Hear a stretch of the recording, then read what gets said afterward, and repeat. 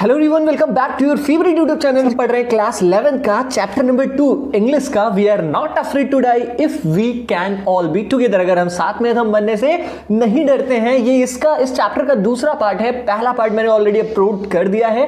बहुत ही adventurous story है, एकदम टाइटैनिक मूवी जैसी स्टोरी है।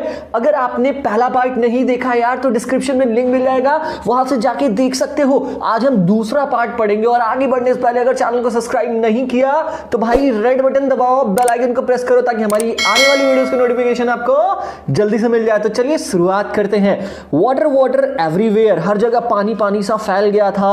I could feel that the ship had water below, मैं ये महसूस कर सकता था कि हमारी जहाज के निचले वाले हिस्से में पानी भर गया है। But I dared not abandon the wheel to investigate, लेकिन मेरी हिम्मत नहीं हुई कि मैं स्टीयरिंग, जो वो पहिया था जिससे शिप चल रहा था, उस स्टीयरिंग को छोड़कर, उसको अबैंडन करके मैं नीचे जाके इन्वेस्टिगेट कर सकूं, जांच कर सकूं, इसकी मेरी हिम्मत नहीं हुई। सडनली द फ्रंट हैच, अचानक जो सामने वाला हैच था, जो सामने वाला दरवाजा था। अब हैच का मतलब दरवाजा होता है, मैं आपको बता दूं। यहां पर ये जो सामने वाला हिस्सा है ना, यहां पर एक होल टाइप का बना होता है और होल में लगा होता है ढक्कन, कवर लगा होता है, ठीक है। और जैसे ही वो कवर निकलता है तो नीचे वाले लोग ऊपर आते हैं, तो उसी को हैच कहा गया है। तो ऑथर कहता है कि सडनली, अचानक, द फ्रंट हैच, जो सामने वाला दरवाजा था, वॉज थ्रोन ओपन, वो अचानक झटके से खुल गया। एंड मैरी अपीयर्ड, और मेरी पत्नी मैरी वहां पर आ गई। We are sinking, she screamed, वो चिल्लाई कि हम डूब रहे हैं। द डेक्स आर स्मैश्ड, जो हमारे शिप का अगल बगल का हिस्सा है वो टूट गया है, स्मैश्ड हो गया है। We are full of water, हम पानी से भर गए हैं। Take the wheel, I shouted as I scrambled for the hatch, मैं उससे चिल्ला कर कहा कि ये लो, तुम स्टीयरिंग संभालो। I shouted, मैं चिल्लाया। As I scrambled for the hatch, जैसे ही मैं इस दरवाजे की तरफ दौड़ा ताकि मैं नीचे जाके चेक कर सकूं कि कितना पानी भरा है हमारी शिप पर, ठीक है। लैरी एंड हर्ब, लैरी और हर्ब जो उसके दो हेल्पर्स थे ऑथर के, वर पंपिंग लाइक मैडमैन, वो पागलों की तरह पानी को बाहर निकालने में लगे हुए थे, पंप करने में लगे हुए थे। ब्रोकन टिम्बर्स हंग एट क्रेजी एंगल्स, जो टूटी हुई ये जो शिप में जो लकड़ियां लगी थी, ठीक है, वो टूट के ऐसे ऐसे जगह पर लटकी थी नीचे जाकर कि एकदम क्रेजी एंगल्स, अजीबो गरीब एंगल से वो लटकी हुई थी। द होल स्टारबोर्ड साइड, अब स्टारबोर्ड साइड का मतलब क्या होता है मैं आपको बता दूं यार। जहाज में दो साइड होती है, ये जहाजी वर्ड है। एक होता है पोर्ट साइड, पोर्ट का मतलब होता है लेफ्ट, और एक होता है स्टारबोर्ड साइड, स्टारबोर्ड साइड का मतलब क्या होता है राइट साइड। तो यहां पर स्टारबोर्ड का मतलब क्या है, राइट साइड। तो यहां पर कहा गया है कि पूरा जो राइट साइड का हिस्सा था जहाज का, बल्ज्ड इनवर्ट्स, वो अंदर की तरफ धंस गया था।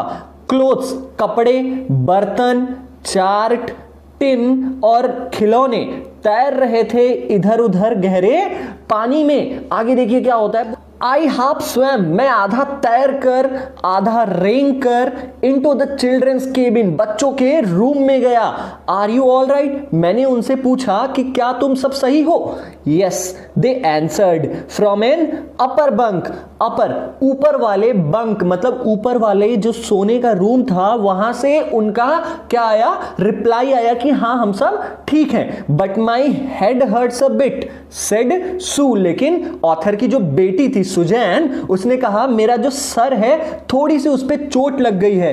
Poynting to a big bump over her eyes, उसका जो सर था ना, सर के आंखों के ऊपर एक गुरमी टाइप के, जिसे हम बोलते हैं ना, सूज गया था चोट लगने की वजह से।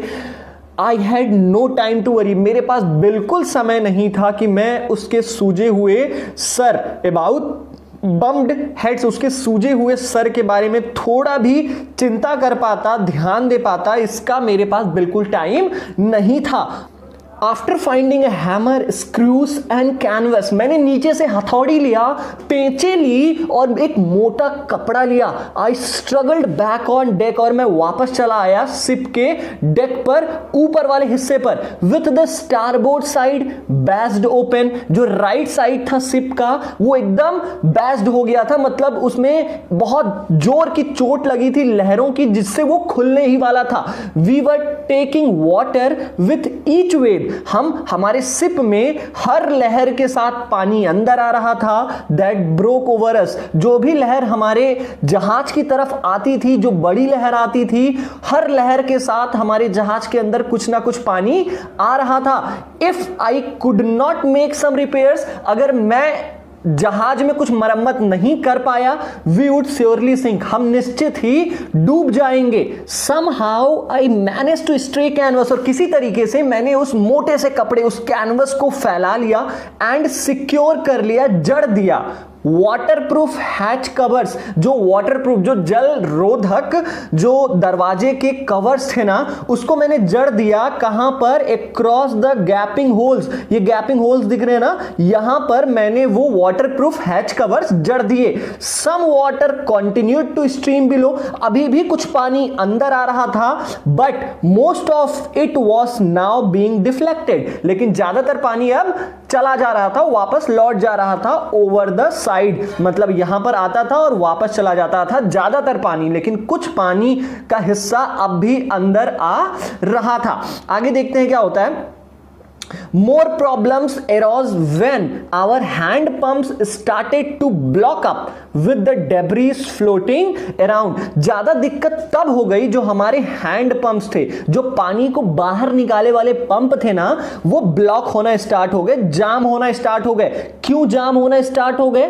क्योंकि जो कूड़ा कचरा था जो समुद्र में, और जो जहाज का कूड़ा कचरा था फ्लोटिंग, जो इधर उधर बह रहा था, वो पाइप में जाके ब्लॉक कर दे रहा था। अराउंड द केबिन, जो केबिन के अगल बगल कूड़ा कचरा बह रहा था, वो पाइप में जाके उसे ब्लॉक कर दे रहा था। And the electric pump short circuited, और जो हमारा इलेक्ट्रिक पंप था वो तो पहले ही शॉर्ट सर्किट कर चुका था। The water level rose threateningly, पानी का स्तर बहुत ही भयानक तरीके से बढ़ रहा था। Back on deck I found that our 2 spare hand pumps had been wrenched overboard. Back on deck में वापस शिप के ऊपर वाले हिस्से में आया, डेक पर आया। आई फाउंड, मैंने पाया कि जो मेरे 2 स्पेयर, जो एक्स्ट्रा हैंड पंप्स हैं, हैड बीन रेंज्ड, वो गिर गए हैं ओवरबोर्ड, मतलब जहाज से पानी में गिर गए हैं। और उनके साथ साथ क्या गिर गया है? Along with the forestay sail, ये केवल और केवल हैंड पंप ही नहीं गिरे हैं, उनके साथ साथ फोरस्टे सेल। फोरस्टे सेल ये वाला हिस्सा दिख रहा है ना, ये है फोरस्टे सेल। जिब, ये है जिब, जहाज में ये होती है जिब, जिब भी नीचे गिर गई थी। द डिंगीस, डिंगीस का मतलब छोटे छोटे नाव होते हैं जो इमरजेंसी में कहीं किनारे पर, अगर हमारी जहाज बीच में ही डूब रही है तो वो हमें किनारे तक पहुंचा देंगे, ऐसी नाव होती हैं। एंड द मेन एंकर, और ये जो मेन एंकर, एंकर का मतलब होता है कोई वजन सी चीज होती है, हमारी जहाज ज्यादा लहरों के साथ डेविएट ना करे, इधर उधर ना करे, इसकी वजह से ये मोटा सा एंकर बांधा जाता है। तो इन सारी चीजों के साथ हमारे जो एक्स्ट्रा हैंड पंप थे वो नीचे गिर चुके थे। Then I remembered we had another electric pump, तभी मुझे अचानक याद आया कि मेरे पास तो अभी दूसरा इलेक्ट्रिक पंप है under the chart room floor. और वो कहां पर है? चार्ट रूम फ्लोर में है। चार्ट रूम मतलब एक ऐसा रूम जहां पर इंस्ट्रूमेंट्स, जहाज के जो इंस्ट्रूमेंट्स हैं, चार्ट्स हैं, मैप्स हैं, ये सब रखे जाते हैं, उसको हम चार्ट रूम फ्लोर कहते हैं। ठीक है, वहां पर इलेक्ट्रिक पंप पड़ा हुआ है। ऑथर को तुरंत याद आता है, I connected it to an out pipe and was thankful to find that it worked। मैंने तुरंत उसको एक बाहर जाने वाली पाइप से कनेक्ट कर दिया और बहुत खुशी हुई मुझे ये जानकर कि ये इलेक्ट्रिक पंप अब भी काम कर रहा था। आगे देखिए क्या होता है। The night dragged on with an endless, bitterly cold routine of pumping steering and working the radio. The night dragged on, ये पूरी रात और खिंची चली जा रही थी विथ एन एंडलेस, और ऐसा लग रहा था कि ये खत्म ही नहीं होने वाली है, बिटरली कोल्ड रूटीन। और वही हमारा लगातार वही हम कर रहे थे, वही हमारा रूटीन था। क्या क्या कर रहे थे हम उस रात? पंपिंग, पानी को बाहर निकाल रहे थे, जहाज की स्टीयरिंग को संभाल रहे थे, और रेडियो में भी वर्क कर रहे थे कि कहीं कोई तो हो जो हमारी बात सुन ले, ठीक है, और हमारे मदद के लिए आ जाए। We were getting no replies, हमारी कोई भी रिप्लाई नहीं आ रहा था, हमें वहां से कोई भी आवाज नहीं आ रही थी। टू आवर मेडे कॉल्स, हमारे मेडे कॉल्स का हमें कोई रिप्लाई नहीं मिल रहा था। मेडे कॉल्स क्या होते हैं? इमरजेंसी में किए गए कॉल्स, ठीक है, जो हम मदद के लिए कॉल करते हैं उसको मेडे कॉल्स कहते हैं। Which was not surprisingly in this remote corner of the world. Author कहता है कि हमारे मेडे कॉल्स का हमें कोई रिप्लाई नहीं मिल रहा था, और यह ज्यादा आश्चर्य करने वाली भी बात नहीं थी, क्योंकि हम दुनिया के एक ऐसे दुर्लभ किनारे पर हैं जहां पर सिग्नल मिलना नामुमकिन है, ठीक है। आगे देखते हैं क्या होता है। स्यूज हैड swollen alarmingly, जो ऑथर की बेटी थी सुजैन, उसका सर बहुत ही भयानक तरीके से सूज गया था। She had two enormous black eyes, उसकी जो दो आंखें थी ना वो बड़ी हो गई थी और काली काली हो गई थी। And now she sewed us a deep cut on her arm, और अब सुजैन ने हमें अपनी बाजू, उसकी बाजुओं में लगे जो चोट हल्का सा कट गया था वो दिखा रही थी, ठीक है। When I asked why she had not made more of her injuries before this, और जब मैंने उससे पूछा कि उसने क्यों नहीं बताया हमें, मेड मोर मतलब हमें क्यों नहीं बताया इस चोट के बारे में इस समय के पहले, तो सी रिप्लाइड, उसका क्या उत्तर आया? I did not want to worry you, पापा मैं आपको चिंता नहीं देना चाहती थी, मैं आपको टेंशन नहीं देना चाहती थी। When you were trying to save us all, जब आप हम सबको बचाने की कोशिश कर रहे हो तो मैं आपको चिंता में नहीं डाल सकती थी। चलिए आगे देख लेते हैं क्या होता है। बाई मॉर्निंग ऑन जनवरी 3, जनवरी 3 जनवरी की सुबह, the pumps had the water level sufficiently under control, और जो हमारे पंप्स थे, जो हमारे हैंड पंप्स थे, उन्होंने पानी के स्तर को काफी हद तक कम कर लिया था, अंडर कंट्रोल कर लिया था हमारे लिए। To take 2 hours rest in rotation, ताकि हम एक एक करके 2-2 घंटे का रेस्ट कर सके, मतलब 2 घंटे का रेस्ट मैं करूं, फिर मैं जगूं तो 2 घंटे का रेस्ट कोई और करे। But we still had a tremendous leak, लेकिन अब भी कहीं हमारे शिप में एक बहुत बड़ा सा लीकेज था, somewhere below the water line, और वो लीकेज कहां था? Below the water line. अब ये हमारी फॉर एग्जांपल ये जहाज हो गई, ये जहाज, और जहाज क्या होता है? ये समुद्र है, तो कुछ हद तक कुछ हिस्सा जहाज का समुद्र के नीचे डूबा होता है ना, तो ये जो लाइन होती है जहां से निचला हिस्सा डूबा होता है, इसी को वाटर लाइन कहते हैं। तो ऑथर कह रहा है कि कहीं वाटर लाइन के नीचे कुछ लीकेज थी, ठीक है। एंड ऑन चेकिंग, और जब मैंने चेक किया, आई फाउंड, मैंने पाया कि that nearly all the boats main reframes were smashed, मैंने पाया कि लगभग जो नाव की, हमारे बोट का जो मेन रिफ्रेम था, मेन रिफ्रेम ऐसा होता है, ये देख रहे हो ना आप, बड़ी सी जहाज का जो निचला वाला फ्रेम होता है, हिस्सा होता है, उसको मेन रिफ्रेम कहते हैं, वो स्मैश्ड हो चुका था, टूट चुका था, डाउन टू द नील, और कहां पर जाके पहुंचा था, कहां तक टूट चुका था? वो नील। नील का मतलब एक स्टील का हिस्सा होता है, ये होता है नील। मैं आपको फिगर दिखा देता हूं, यहां तक जो मेन रिफ्रेम था वो टूट चुका था। इनफैक्ट, और सच्चाई तो ये थी कि there was nothing holding up, कुछ भी ऐसा नहीं था कि इस फ्रेम को वो होल्ड करके रख सकता, पकड़ के रख सकता। A whole section of the starboard except a few cupboard partition, मतलब सच्चाई तो ये थी कि nothing holding up a whole section, कुछ भी ऐसा नहीं था जो राइट साइड का जो फ्रेम था, जो टूटा हुआ था, उसको पकड़ के रख सके। केवल एक चीज थी जो पकड़ के रख सकती थी, वो क्या थी?